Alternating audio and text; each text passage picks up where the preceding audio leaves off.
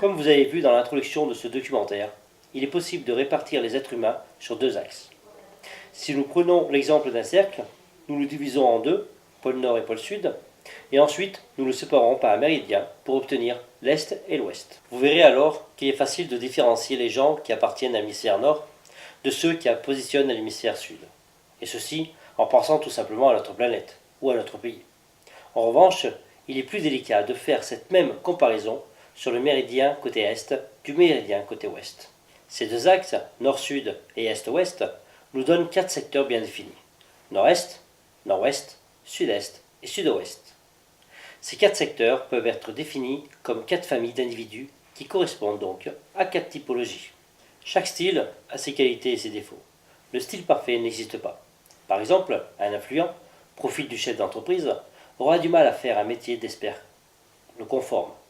Il est important de connaître son propre style afin de pouvoir travailler avec des individus de type opposé. Les personnes à dominante rouge sont extraverties, les fonceurs de l'équipe. Hyperactifs. Ces gens sont directs, ils débordent d'énergie. Ils sont très actifs dans la gestion des problèmes et des défis. Ce sont des personnes axées sur l'action. Ils aiment le changement. Ils sont exigeants, énergétiques et concentriques. Ils ont une forte volonté, sont déterminés, ambitieux et agressifs. Ils sont démonstratifs, impatients et impulsifs. Face à eux, il faut se montrer décisif. Parler en allant droit au but, ne pas décider à leur place. Les personnes qui lui vont bien sont les individus directs, décisifs, ambitieux, énergétiques. C'est pour cela qu'ils ont une bonne entente avec les gens de typologie bleu et jaune. Les personnes à dominante jaune sont extraverties, spontanées, démonstratives, très persuasives.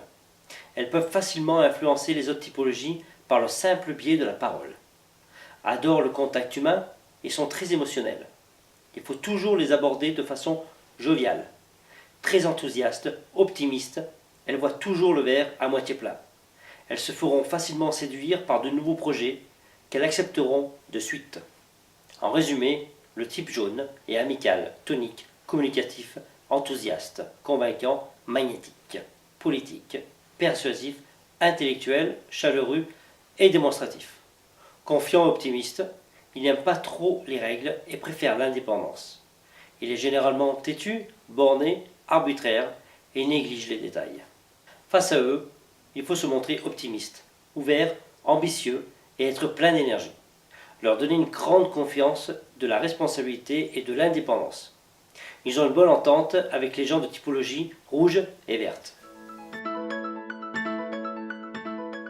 Les personnes à dominante verte sont introvertis, plutôt de nature posée, très bons conseillers. Ils ont vraiment le sens de l'implication et du dénouement. Il faut toujours leur présenter les faits avec clarté. Ils n'aiment pas du tout les conflits. En résumé, ce sont des personnes méthodiques, calmes, modestes, fiables. Ce sont des gens qui veulent faire plus de recherches avant de prendre une décision, même si des fois ils ne la prennent jamais. Ils veulent vivre avec un rythme régulier, sans trop de nouveautés, donc n'aiment pas le changement soudain. Un de leurs mots est la sécurité.